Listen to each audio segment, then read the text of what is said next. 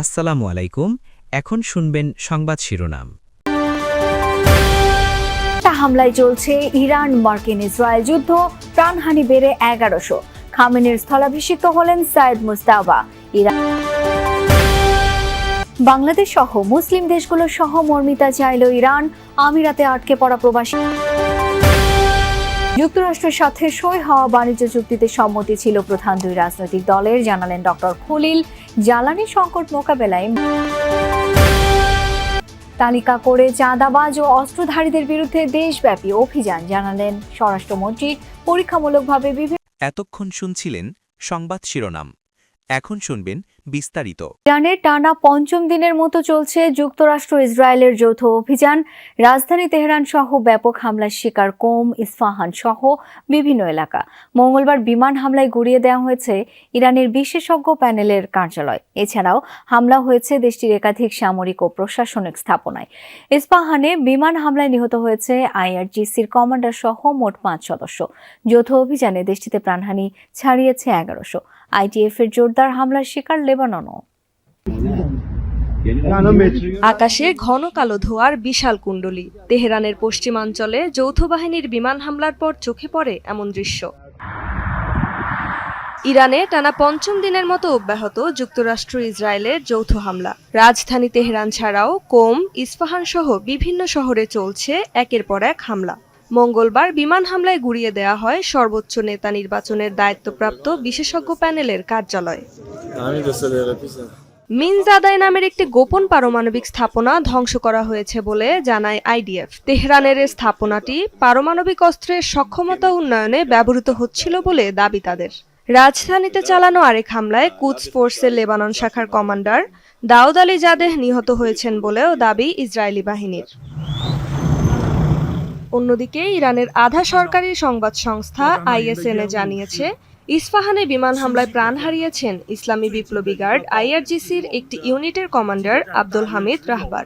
নিহত হয়েছেন বাহিনীটির আরও 4 সদস্য।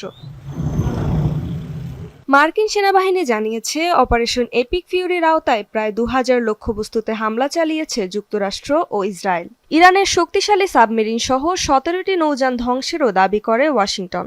পাশাপাশি ইরানের সামরিক অবকাঠামোর বিরুদ্ধে ওয়ান ওয়ে ড্রোন মোতায়েন করেছে মার্কিন বাহিনী। লেবাননেও জোরদার হামলা চালিয়েছে ইসরায়েল।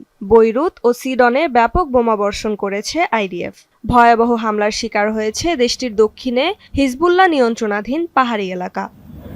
পাশাপাশি ইরানের সামরিক অবকাঠামোর বিরুদ্ধে ওয়ান ওয়ে ড্রোন মোতায়েন করেছে মার্কিন বাহিনী। লেবাননেও জোরদার হামলা চালিয়েছে ইসরায়েল। বৈরুত ও সিডনে ব্যাপক বোমাবর্ষণ করেছে আইডিএফ। ভয়াবহ হামলার শিকার হয়েছে দেশটির দক্ষিণে হিজবুল্লাহ নিয়ন্ত্রণাধীন পাহাড়ি এলাকা। ওআইসি সদস্য ও মুসলিম দেশ হিসেবে বাংলাদেশ সরাসরি ইসরায়েল যুক্তরাষ্ট্রের যৌথ অভিযানের সমালোচনা করবে, এমনটাই প্রত্যাশা ইরানের। সকালে এক সংবাদ সম্মেলনে এমনটাই জানিয়েছেন ইরানি রাষ্ট্রদূত জালাল রাহিমি জাহানাবাদী।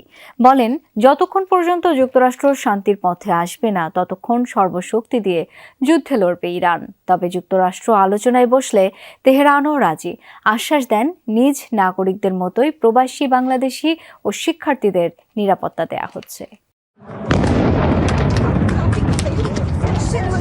ইরানে চলমান যৌথ অভিযান ছড়িয়ে পড়েছে গোটা মধ্যপ্রাচ্যে। শুধু ইরানেই প্রাণ হারিয়েছে সহস্রাধিক। প্রতিবেশী লেবাননেও দেদারসে মরছে মানুষ। দুপুরে বাংলাদেশে নিযুক্ত ইরানের রাষ্ট্রদূত জালাল রহিমি জাহানাবাদী একটি সংবাদ সম্মেলন করেন। এ সময় ইরানের প্রতি সহমর্মিতার পাশাপাশি সর্বোচ্চ ধর্মীয় নেতা আয়াতুল্লাহ খামেনির মৃত্যুতে শোক ও সমবেদনা প্রকাশ করায় বাংলাদেশ সরকারকে জানান কৃতজ্ঞতা। পবিত্র রমজানে সবচেয়ে নিকৃষ্ট শত্রুর হামলায় শাহাদাত বরণ করেছেন সর্বোচ্চ ধর্মীয় নেতা আয়াতুল্লাহ খামেনি। এটা ইরানের জন্য গৌরবের। বাংলাদেশের জনগণ পাশে থাকায় ইরানিরা আনন্দিত। শোক ও সমবেদনা প্রকাশ করায় আমরা কৃতজ্ঞ। তাছাড়া প্রবাসী বাংলাদেশি ও শিক্ষার্থীরা নিরাপদে আছেন। কোনো কিছুর প্রয়োজনে দূতাবাস তাদের সহযোগিতায় প্রস্তুত।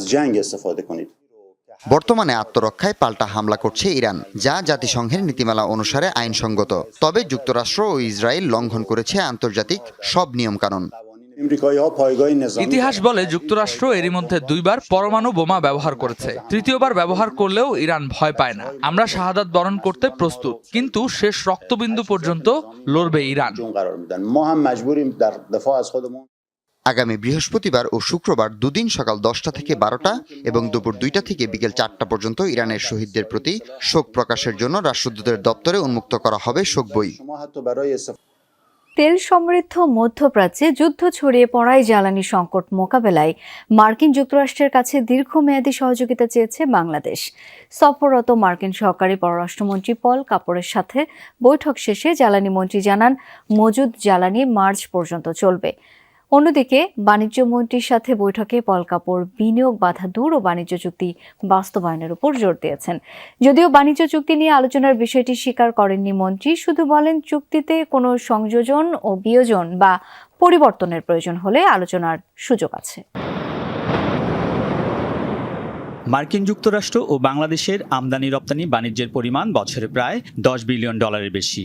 এর মধ্যে যুক্তরাষ্ট্রে বাংলাদেশ রপ্তানি করে $7.5 বিলিয়ন পণ্য, আর $2.3 বিলিয়ন পণ্য যুক্তরাষ্ট্র নেয় বাংলাদেশ থেকে। দুই দেশের দ্বিপাক্ষিক বাণিজ্য বৃদ্ধি এবং অন্তর্বর্তী সরকারের শেষ সময়ে স্বাক্ষরিত বাণিজ্য চুক্তি বাস্তবায়ন নিয়ে সচিবালয়ে বাণিজ্যমন্ত্রীর সাথে বৈঠক করেন সফররত মার্কিন দক্ষিণ ও মধ্য এশিয়া বিষয়ক সহকারী পররাষ্ট্রমন্ত্রী পল কাপুর। সামরিক বিষয় তো বাণিজ্য মন্ত্রণালয়ের বিষয় না। বাণিজ্য চুক্তি বা বৈঠক নিয়ে কথা বলেননি পল কাপুরও, তবে বাণিজ্যমন্ত্রী আলোচনার বিষয়টি এড়িয়ে গেলেও চুক্তি নিয়ে তার মতামত জানান। মার্কিন যুক্তরাষ্ট্র এবং বাংলাদেশ দুই সরকারের মধ্যে চুক্তি হয়েছে, এটা তো রাষ্ট্রীয় চুক্তি।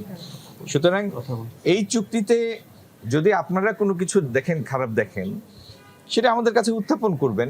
বাণিজ্যমন্ত্রী বলেন, বাংলাদেশে মার্কিন বিনিয়োগ বাড়াতে বিভিন্ন প্রতিবন্ধকতা দূর করার পদক্ষেপ নেওয়া হবে। তারা নতুন সরকারের সাথে কাজ করতে চান, তারা আগামী দিনে কিভাবে আমেরিকান বিনিয়োগ এই দেশে আসবে সেটার জন্য দুই একটা প্রতিবন্ধকতার কথা উল্লেখ করেছেন।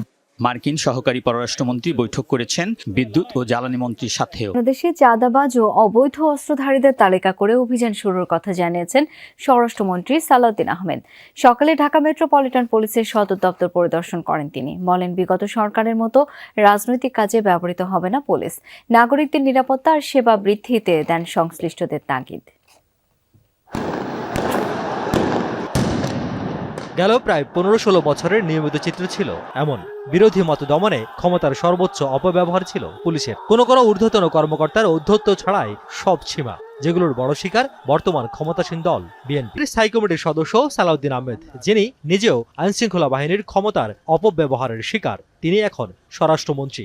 সকালে প্রথমবারের মতো যান জিএমপি সদর দপ্তর পরিদর্শনে। প্রথা অনুযায়ী দেয়া হয় গার্ড অব অনার। এরপর ঘণ্টা দেড়েক সভা করেন আইজিপি, ভারপ্রাপ্ত কমিশনার